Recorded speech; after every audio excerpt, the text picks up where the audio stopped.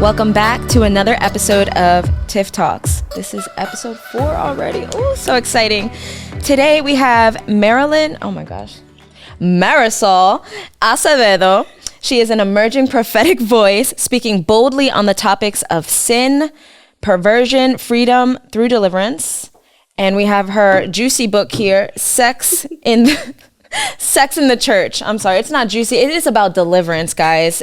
I know it's just a very risque title, but this is about deliverance, and it's gonna save and it's saved a lot of people. Right.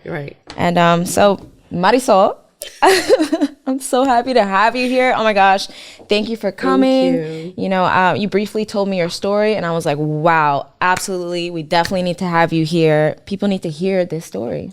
Yeah, thank you. Yeah. So where do we begin? Tell us about your upbringing. So I was brought up in New York with my mom, my dad, my siblings, and my great grandmother lived with us as well. And then things were very rough at the beginning. My parents would fight all the time. They both had mental issues. My dad was from Vietnam, went to Vietnam. So he had an alcoholic problem. That's tough. And my mom, she had mental issues, depression, all this stuff because of her past. And so just with a lot of stuff going on in the home at a young age, I would pray, God, separate them, because I just can't keep on with this. So my older brother would fight with my parents as well. My older sister, it was just a lot going on. And then my great grandmother passed away. Then my older brother left the home. Then my sister left the home with a man that was 10 years older than her. She was only like 15 years old. Wow. Yeah. And so through that, I was like, man, everyone's just leaving. A lot of turmoil in the house. Right. And then the last person that left was my mom. She up and left me, my brother, and my father. So at that time. How old were you then? I was in 4th grade, so maybe 10 years old or 9. I'm not sure. But after that, we became homeless because we got evicted. And then just stayed with my father in a studio apartment. And that really caused a lot of damage in my heart, because it was like, nobody wants me. Everyone's just leaving. I felt very rejected and abandoned at a very young age. And then even at that young age, I found porn books in the home. And so that aroused something in me to like, whoa, what is this? What's going on? And no one ever said, oh no, that's bad. Don't touch this or watch this or whatever. And I saw myself just feeling like this rush. And so I struggled with masturbation for years. That was my addiction. So people say, cigarettes, alcohol, drugs was their addiction. Mine was the fantasy life, the porn, the masturbation, the sex as I got older.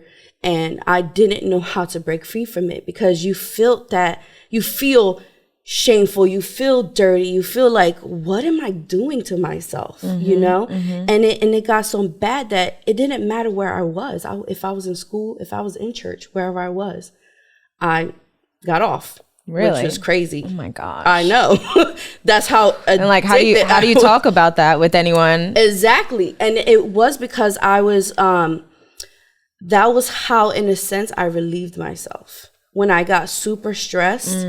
And that's how I relieved myself. But through those years and going back and forth with my mom and dad, it was, I felt like they didn't want me, even though they tried the best that they can. That's the thing. Like, our parents, they have their own lives. They lived, and now they have children. And now how do we do this? Right. And so I came to that conclusion after I gave my heart to God, and I was like, he was showing me to forgive them, to let it go. That's deep. Because for so long I held that against them. And what I didn't understand was my mom was molested by her stepdad for years. And he did witchcraft. Oh, wow. Yes. When did you find that out? After I got saved. I knew he was doing witchcraft. What age was that? Well, I was 19 when I finally said yes to God, because see, what had happened was I knew God my whole life in a sense. When I was younger, I went to Catholic school and all that stuff. Well, not school, but church. And then as I got older, I always searched for God. I was like, God, I want to know more of you, because I would see angels. I would see demons. Demons would torment me at night. It was bad. Really? Like I physically would feel, see them? Yes. Wow. And they What'd would they look come like? into my, it was just an ugly, dark figure. So This scary. one demon will follow us, and it's called a familiar spirit. And so will follow us because my mom used to do the witchcraft and my step grandfather used to do witchcraft. That's what they do. Oh, wow. And so, so this was happening, and I was like, I want to know more of God. So I would go in and out of church, you know, Yeah. and go to the altar. You know how to do the altar call, and I would go, yes, God. And then about maybe a few days later, I'm up and doing the same thing, smoking, drinking, you know, having sex, doing all these things. I was in my mind, I was so confused. It's like, I want God, Yeah. but then the You're like, sin, how do in I a break sense, free? feels good, but then I want to be free from this. Right. All that time, I was still struggling with depression. I was still struggling with suicide, anxiety. I hated myself. Wow. I would look at myself in the mirror and say, oh, you're stupid, you're fat, you're this, you're that, because my dad would tell me that. Really? And he would, when he would get drunk, he got ugly, and he would say, you remind me of your mother. Oh. And this is why I drink.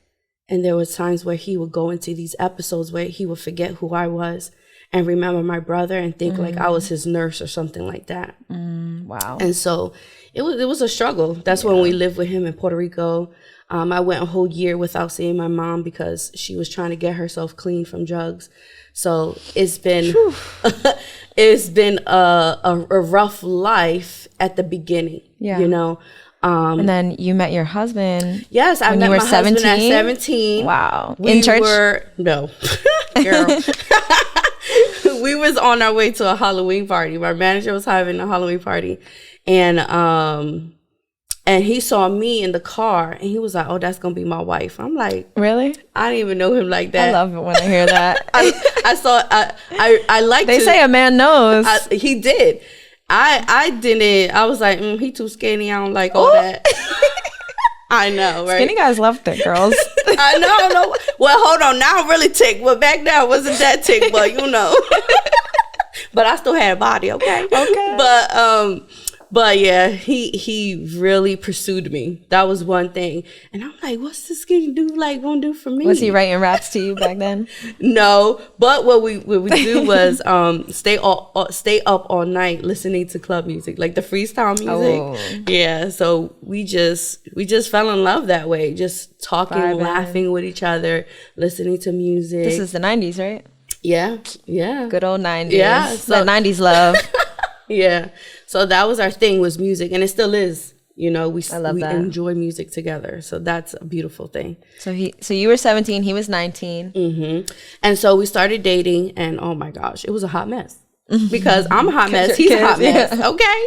And so we're dating, and it was just, he had a temper on him, and I'm the type of person, like, we're not going to do all that. I can't tolerate all that. I grew up in an environment like that. You're not going to do that in my space. Right. You know? And so, you know, it was back and forth. We would break up, go back together, break up. Oh my gosh, it was a hot mess. But I got to the point where I said, you know what? You love me. You know, I love you. And if we don't get ourselves together, if we don't start serving God, we don't start going to church, this is not going to work out. Right. It's not.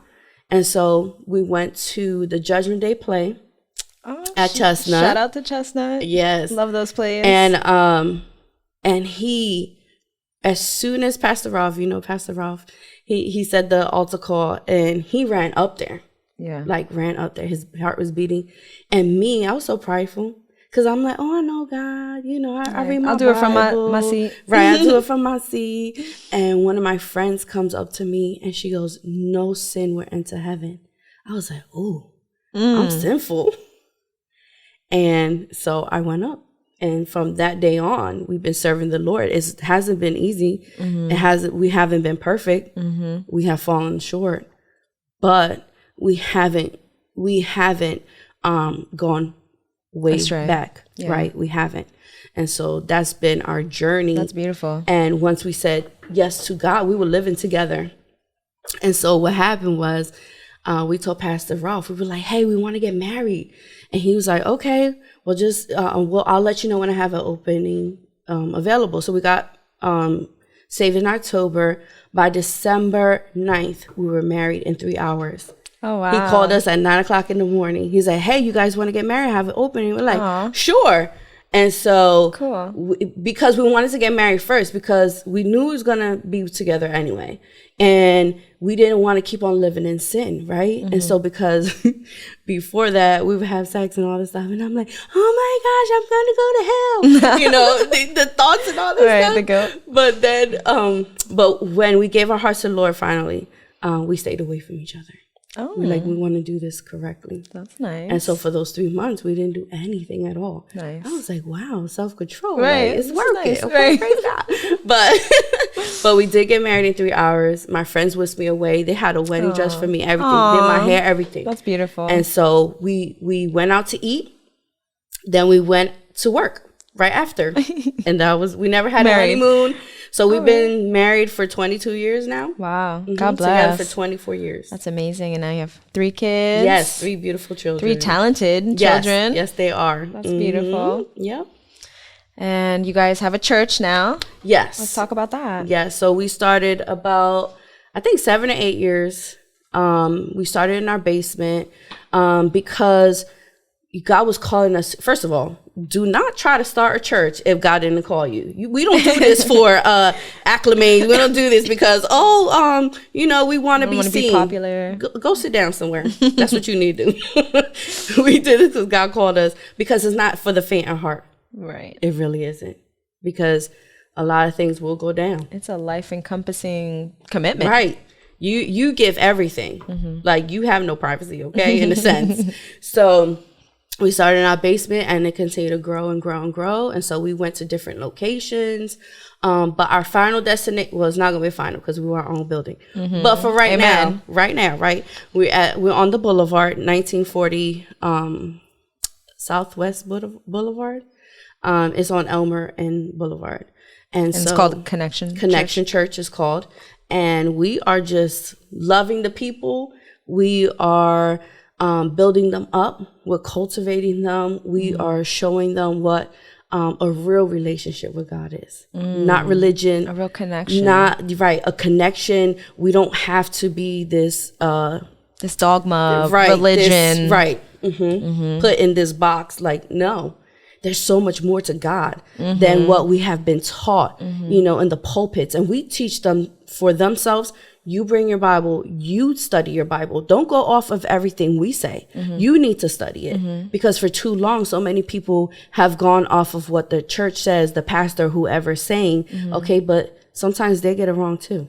Right.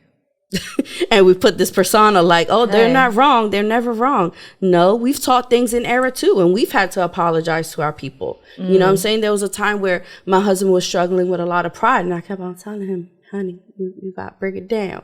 You know what I mean? You're very prideful.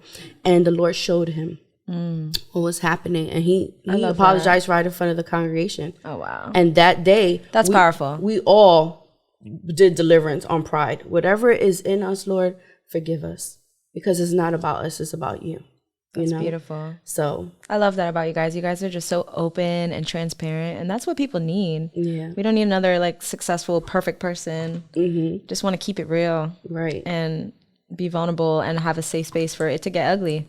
Because and it gets ugly. It gets ugly. It gets ugly. That's beautiful. Yeah. So let's get into this book. Okay. Sex in the Church. Yes. Woo. So when did you write this? What made you write it? What was the purpose? What can we find in here? So I wrote it. I wrote about 2 years ago, and what happened was I kept on feeling, oh my gosh, the tug of God, like, you need to write, you need to write, you need to share your story.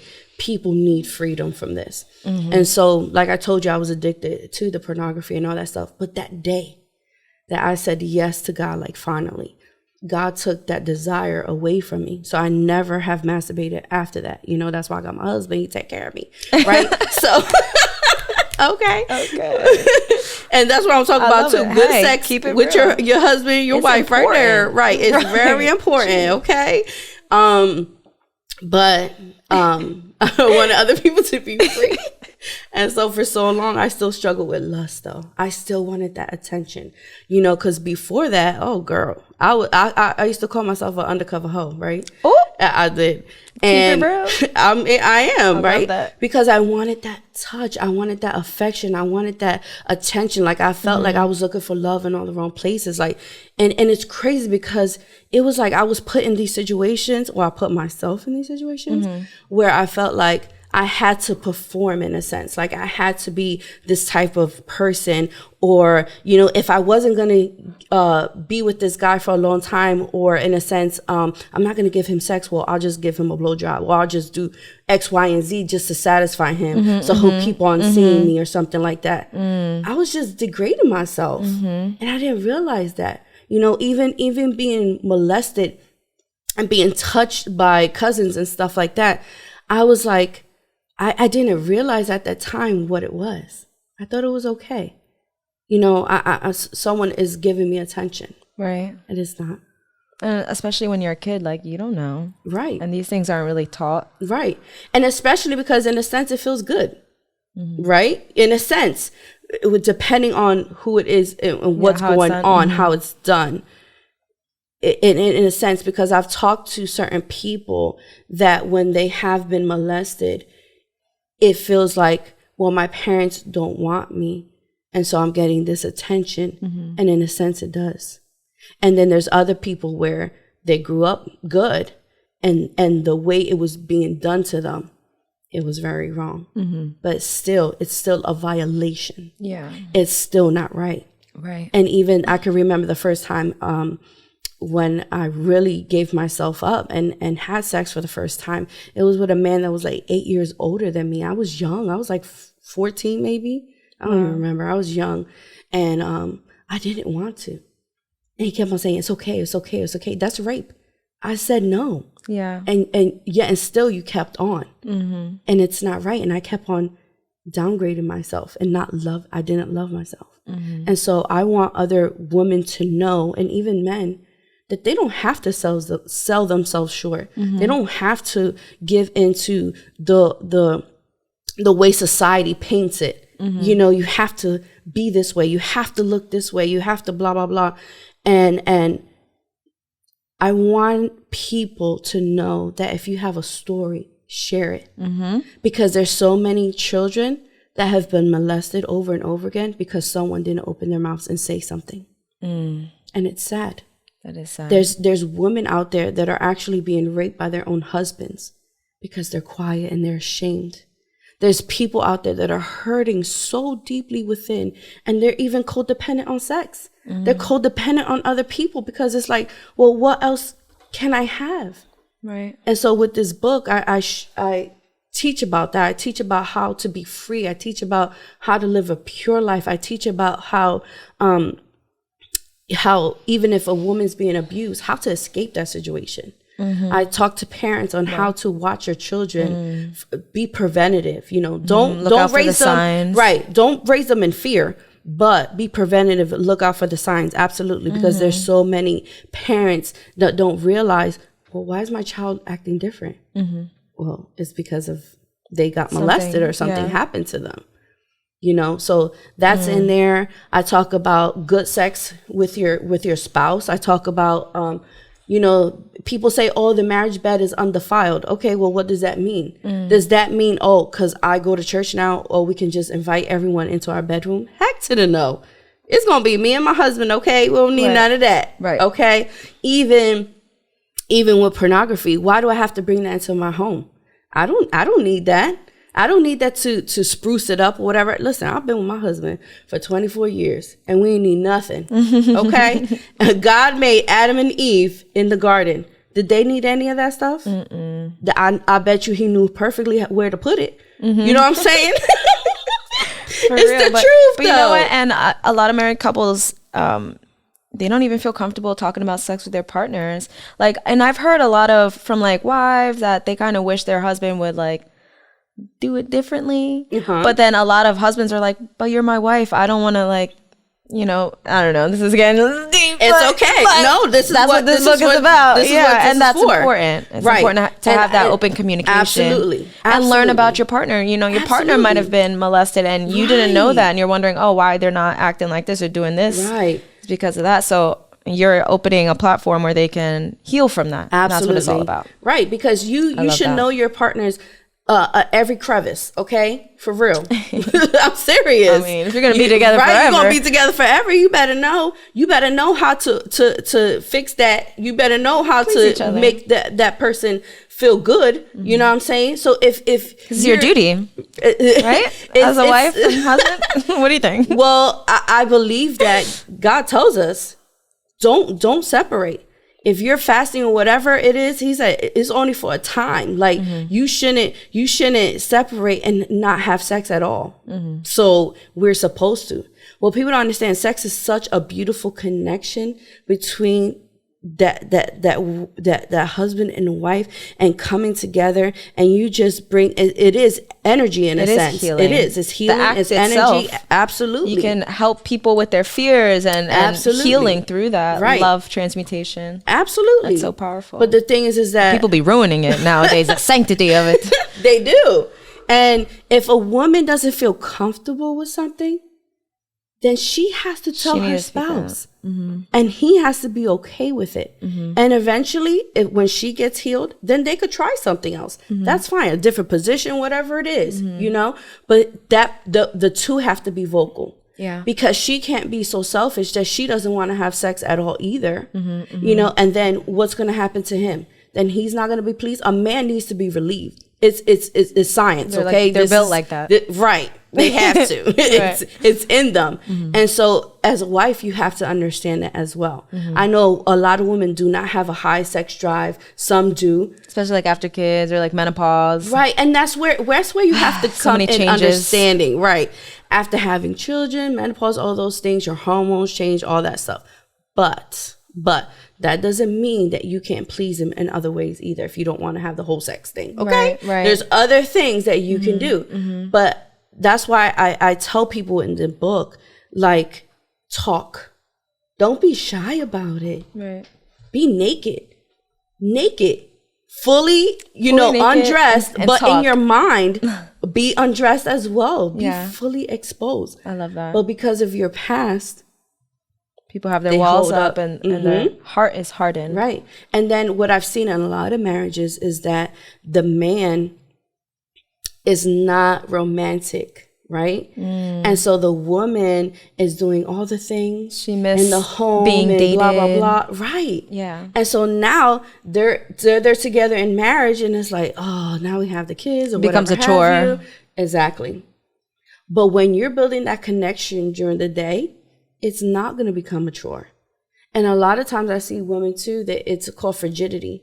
They get cold with their spouse because of the arguments, because of the way he treats What's her. it called? Frigidity. Oh, okay. Yeah. Frigid. Right. You're frigid. Right. And so I've seen that in so many women. I counsel a lot of people. So I've seen it throughout the years. How did you and your husband get to this place? Because I know you also opened up in your book about you guys both shared an affair. Yes. So we were living in New York, and it's funny because a lot of people will always see us in our pictures and stuff. They're like, oh my gosh, that's goals, #goals. I'm like, y'all don't even know. Okay? Right. Y'all don't even know. But y'all still goals though, because you worked it through. Yes, we have.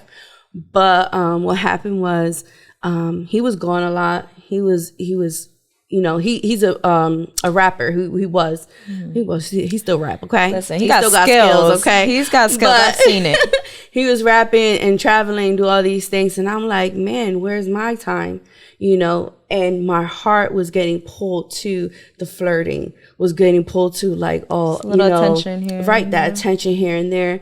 And when we were in New York with him, it was the same thing with this girl, trying to get in a groupie. Right, it was a groupie, okay? And it's crazy because I was having dreams and I knew something was off. And I'm like, what's happening? Did you find out or did he come out about it? Girl. What you think? You found out. What you think? How'd you know? Exactly. I found out. You saw the lipstick on the... No. You get into detail in the book. You gotta read the book to find out the details. I'm an investigator, Right. okay? I just felt it. I just knew it. In my heart. I'm like, something is wrong. And so he's in the shower one day, and it was morning time before we get the kids ready for school and stuff. And I look at his phone, and I see all this stuff. I said, hold on, wait a minute now. What was the initial reaction? I want to go in there and punch him in the face. While he's in the shower. While he's in the shower. And I got my boys at home. Oh, yeah, so you didn't want to act up. So I had That's to tough. learn. Yes. I had to learn a lot of self-control. Because I didn't want my boys to experience what I experienced growing up. Yeah. I didn't want that. My dad would cheat on my mom Big and all that trigger. stuff. So I was like, no, I don't want that. That doesn't have to be our story. Exactly. And so I confronted it. I confronted him about that. I went to work. He went, we dropped off the kids and all that stuff. And then we had a real conversation. I'm like, what's going on? And, and he's trying to hide. He's trying to lie. But like I said, I'm an investigator, right? So I hit the girl up. And then I saw other girls that he was, in a sense, talking to. This girl, he had full sex, but I didn't know until later on. And so I started talking to her. And she was saying, oh yeah, I went over there and he eating me out, all that stuff, the lies, right? No, that she gave him a blowjob, he didn't eat her out, but all that other stuff, right? And I was like, but still something didn't sit right. And so I hit up the other girls that he was talking to. The one girl found herself really bold. I said, yeah, try me, but that didn't happen. Okay. Hey, because I love the Lord, but Don't play with me. Don't play with my husband or my kids, okay? Right. Because it's going down. So anyway, that all happened, and we were washing clothes this one day, and the girl hit him up and said, "You better tell your wife everything." Ooh. Yep. I said, "Eric, you better tell me." So She love when that happens. He told me everything. Oh, okay. And at that moment, girl, I wanted to tear him up, but I didn't. What's crazy is that a worship song came into my mind. Which one? Girl, my voice is messed up, but it's by Mary. I got the victory. I got the victory. Oh yeah. And then Jesus, whatever. And so that calmed me down. It really did. Right after he told you that, that's what popped in? It did. You were like, isn't that crazy? You know what? Like no matter what. Got the victory. No matter what, together. I still got the victory. Like I no love matter that. what. I love that. Like you can't defeat me. You can't put me down. That no matter what, I am still who I am. Yeah. But in that, it's still battle. I still battle. Like what she got better than me. I take care of you. I take care of your children. I do everything for you. That 1 minute thing, what you think that's gonna satisfy you? Right. That's nothing. And you never for a second thought that y'all would split? I did. Because I told him, if I find anything else, like you leaving. And so that's what had happened. Right? You're like, he was like, hold on, let me just get this out too. Commenting on this girl's video or this picture or whatever. And I was like, we're not doing this. So I kicked him out. And what's crazy is that when I first found out, I didn't tell my mom. I didn't tell none of my family because I knew it was going to get ugly. Yeah. So I called his best friend up and I said, you better pick him up before I kill him. And I told his mom. And I told maybe 2 or 3 of my friends. Like it was very vague. And our pastors that we were under, he was a worship leader at that time. Oh, girl. shoot. Yikes. So our pastor sat down with us, right? Sat him down. They told him, you're gonna sit right in this front row. Ooh. They sure did. Humble pie right there. Yep. Face it. You gotta face it. Right. And so we went through that, but then afterwards I started feeling so much hurt, resentment, bitterness, Anger. just all that stuff, anger, right? And then for me, I was like, well, I might as well go all the way then. Ooh. But That's how it feels. God was like, you better not. You ain't gotta do that. No, Yeah. exactly. So God was like, you've had enough. right. That's You're you're right. a different person now. But in all that, we found he had an experience in someone's basement because at that time, like I said, I kicked him out. I was like, I'm done with you. And God really spoke to him. And we got together, we spoke with each other, we laid it raw. Like, we told everything at that moment. And we started our healing process. But what's crazy is that I didn't say everything that I went through with the guy that I was like talking to, in a sense, like flirting and stuff like that. And I didn't tell him until 2 years later. Wow. I was holding in that secret because he told me, he said, if you ever cheat on me, don't tell me. Oh, that's what he told me. But I was like, I couldn't hide it. And God kept on tugging, like, you need to release it. So one night we're we were in Bristol by this time, out of New York, we left and all that. And I told him, and he received it. Cause what he gonna say? You have full blown sex with this girl, you know what I mean? Me, I was just talking and flirting, you know. But he received it, and I believe at that time we received our full deliverance, our full healing from our past, and we were able to let go and really relearn how to truly love each other, and that's to beautiful. Be raw and to be honest with one another, and to learn our triggers. Like, what is triggering me? Why do I feel this way? What's going on? And him becoming a man because he didn't know how to be one. And being honest. Right. About it. Well, it's beautiful that you guys can get through it. Oh, yeah. And it's inspiring for a lot of couples out there that I'm sure have gone through it. You can get through it, but you got to get the help, though. You have to want to get healing. You have to want to go through the process. You have to want to do this because you know it's in the betterment for yourself and the betterment for your children. And I didn't want them to come from a broken home. Why? I had that. I didn't want that. Right. You know, but what's crazy is after 15 years of my mom and dad being split up, they got back together. Oh, really? Again, which is crazy. Aww. Yeah. So they're together now? Yeah. They've been together for years. That's they beautiful. got together when I think it was my senior year in high school. Yeah, my dad came from Puerto Rico and moved in with my mom. And me and my mom were sharing a room. I was like, deuces, I left. So I stayed with Eric, who was my boyfriend at that time. And then I stayed with my sister because I'm like, ew, that's weird. Like, no. Right. So I left.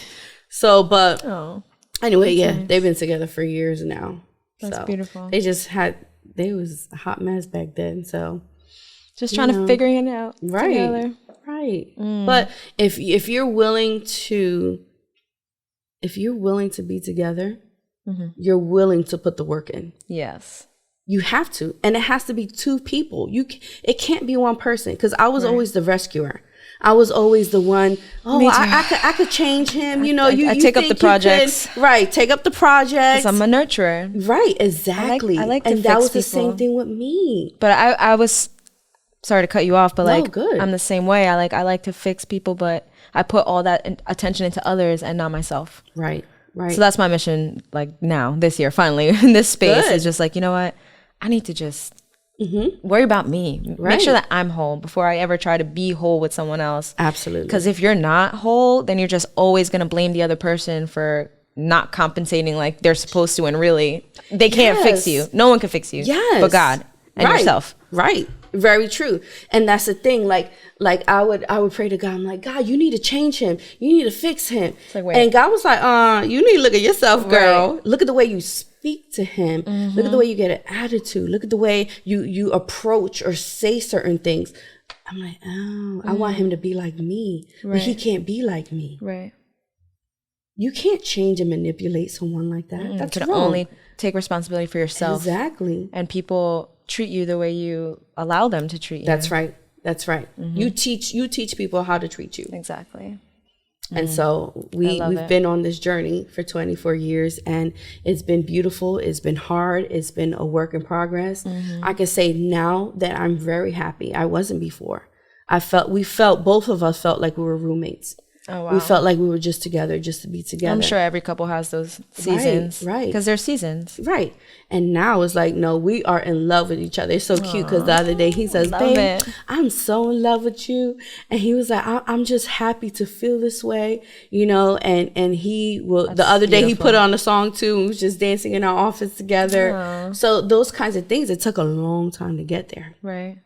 But it took a lot of patience on my end as well. And you earned it. It took a lot of patience. That's beautiful. So this book. And there's a questionnaire as well. And you said you're going to make a manual out of it too, right? Yes. So people can study and like work with this, like different groups. Yes. That's dope. Yeah. So there's a questionnaire in the back too. For couples. For you and your spouse to go read it. It can get intense. I'm just warning. I can't wait to read it. It can get really intense by the questions that are in there, but it's worth it because it's going to heal. It's going to heal. It's going to help. And it's going to bring to surface that ugly stuff that's been hiding. Demons love hiding. They hide. And so when it brings to the surface, that's where those triggers and things come up. And you're like, oh, I need to deal with that. Because a lot of us don't like dealing with our stuff. Right. But we need to in order to heal. We do. And I just want to thank you for having the courage to tell your story, to publish it, to be open and vulnerable with so many people, because at the end of the day, it's not even about you. It's about, saving others too, and sharing your story to help others, because that's what we're here to do, is to give hope and to share and to uplift each other. And you're doing that with the church as well. So that's a beautiful thing. And that's really why I wanted to have you on the show, is I really want to highlight people that are just doing great things for the community to help each other. I mean, there's so much bad news out there. We need more, talking about healing. Yes. We need to talk about how we can help each other, the real stuff, because our world is hurting. Right. And sex is a subject that so many people don't want to touch on. Yeah. Especially people in the church. In the church. My gosh, sex in the church. Say that? No, because it's true. Yeah. And we hide things and we brush it under the rug. And so many people are hurting. And one thing I did want to share too is that I have my own business with the Finger of God art. And so I did that. I started 3 years ago. And what is that? And so basically it's a prophetic art. So I do paintings. And so while I'm painting it, I know that this is specifically for a person. And I put the colors together, and then I, on a piece of paper, on a card, I write a letter to you from God. And so I just sit and I say, God, you know this person, you know what they need. And so every time they see the painting, they're reminded of what God is saying to them in that season. Oh, wow, that's and then beautiful. I put the prophetic colors and what it means. And that's amazing. So my artwork is all over the United States. Wow. And you've been doing that for 3 years? For 3 years now. Where can people find you and your artwork? Oh, on Facebook, on Instagram. So same thing on Facebook and Instagram is the Finger of God Art. And then on Facebook and Instagram is Marisol Torres-Acevedo. Awesome. And they can get my book at MarisolAcevedoMinistries.com. Boom. You guys heard it from her, and we'll put your information on the caption. Yes. And I have several books. One of my other books is called Are You a Haunted House? Oh. That one's brief synopsis. Is very quick book, but basically it's going to teach you, okay, do I have demons? What's going on inside of me? What are the symptoms of what's going on? And I give you several of the symptoms and what you can look out to like look within yourself to know what's happening. So it's very brief. It's not too long of a book. It's an ebook. And then me and my husband wrote a book called Everyday Decrees.